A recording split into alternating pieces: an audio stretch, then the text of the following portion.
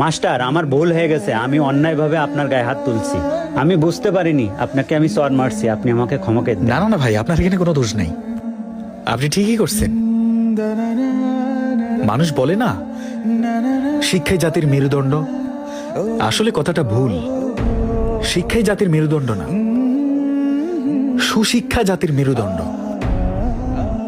আমি বলবো না যে আপনারা পড়াশোনা করেন নাই, কিন্তু আপনাদের ভেতরে যদি সুশিক্ষা থাকতো তাহলে হঠাৎ এসেই শিক্ষকের কাছ থেকে কোনো কিছু না জেনে আপনারা শিক্ষকের গায়ে হাত দিতে পারতেন না। আরে আমাদের দেশে সুশিক্ষা তো সেদিনই উঠে গেছে যেদিন থেকে শিক্ষা প্রতিষ্ঠানে ব্যাত নিষিদ্ধ করা হয়েছে। ছাত্রছাত্রীকে শাসন করলে গার্ডিয়ান চলে আসে প্রতিবাদ করতে। ধ্বংসের মুখে আমাদের শিক্ষা ব্যবস্থা। সর্বশেষ একটা কথাই বলবো, কোনো কিছু না জেনে না বুঝে আগেই গরম হবেন না। অযথা শিক্ষকের গায়ে হাত দিবেন না। পুরা শিক্ষক সমাজটাকে আপনারা নষ্ট করে দিয়েছেন। শিক্ষক সমাজের গায়ে হাত দিয়েছেন। কোন শিক্ষক অন্যায়ভাবে কোনো ছাত্রছাত্রী গায়ে হাত দেয় না। এই যে আমার কথা বলেন, আজকে আমি প্রাইমারি স্কুলের শিক্ষক। আমি ছোটবেলায় যখন আমার ম্যাডাম, আমার টিচার আমাকে আঘাত করতে আমার খুব কষ্ট লাগতো। আর আমি যখন বাড়ি গিয়ে আমার বাপ মায়ের কাছে বিচার দিতাম যে আজকে আমার মারছে, আমার হাত লাল হয়ে গেছে, বাড়িতে যাওয়ার পরে আমার বাপ মায় আমারে আবার মারতো। কেন জানেন? আমার বাপ মা আমারে বলতো যেটা তোকে মারে নাই, ন্যায় অন্যায়ের বিচার করছে, এটা তোকে মারে নাই, তোকে দোয়া করছে। আর এই দোয়ার বদলেই আজকে আমি এই পজিশনে। আমি হয়তো আপনার এই প্রতিষ্ঠানে আর 6 মাস আছি।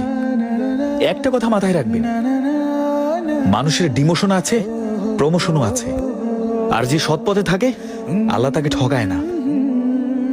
শুধু একটা কথাই বলবো, আমি আপনার ছেলেকে অন্যায়ভাবে মারিনি, তাকে শুধু ন্যায় অন্যায়ের ব্যবধানটুকু বুঝিয়েছি। তা না হলে সে অল্প বয়সে পচে যাবে।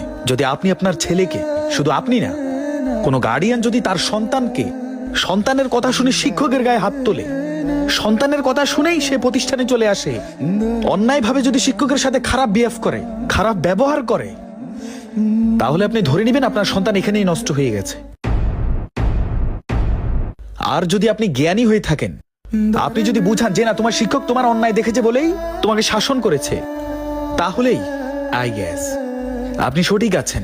আপনার সন্তানই মানুষের মতন মানুষ হবে। আপনারা তো জ্ঞানী মানুষ। অনেক কথাই বলে ফেলছি, ভালো থাকবেন। আল্লাহ হাফেজ।